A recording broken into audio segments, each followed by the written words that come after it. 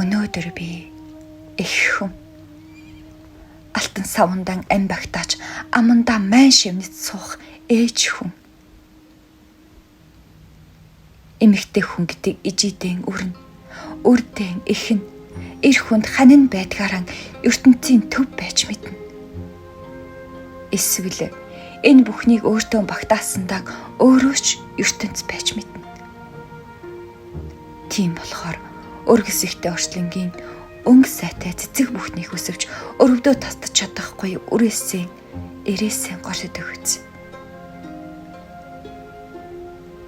Цэцэг усгүй өгдөг бол цэрэг дайнд үргддэг бол ээж хүн гэдэг өрийн төлөө өдөр бүр өхөж өхлийг өдөр бүр өнжөөдөг байна.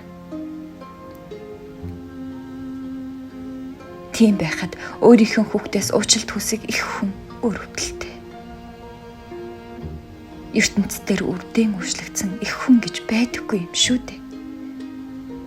Эн чин өрн уучилдаг хорвоо биш, их хүн эмэгтэй хүнд битгий хатуурхаарай.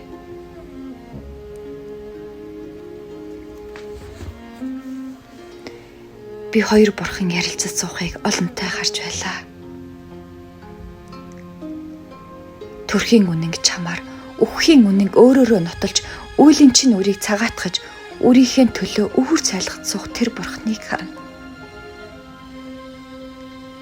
Чиний төлөө нэг бурхан нөгөөгөө суугайлгүйч. Чиний төлөө хоёр бурхан хоорондоо ярьж уйлж суугаан тэр.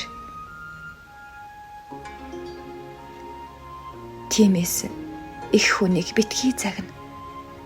Эмэгтэй хүнийг битгий хараа. Зарим нэгэнд нь хараад загнах байтугай харж суухаж алга. Амьдралын явдал учрын ээремд нэхэгдэж юун сайн, юун муу гэдгийг тунгааж амжаагүй байхад чинь чиний бурхан Тэнгэрийн бурхандаа одож байна. Дэлхийг эндэрлээд унсан хойно чулууг нь хичнээн тэврээд яах ч үлээд. Амьтад нь харил, амьтад нь. Их хүнийг, эмэгтэй хүнийг ширүүлж харахыг гэхээсээ ч имэж яв. Лааны тос шиг урсаад өнгөрөх цаг хугацааг нь жамаас нэрт бүү бөхөө.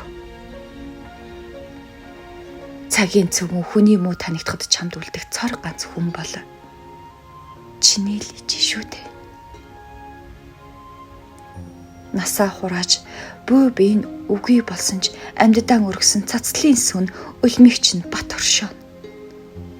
Хүүтэн хорвоо хаалга цамхаа хааж хүн бүхэн чиний эсрэг болоход анх амлуулсан ангир уург нь аминд чинь дахиад нэг орно.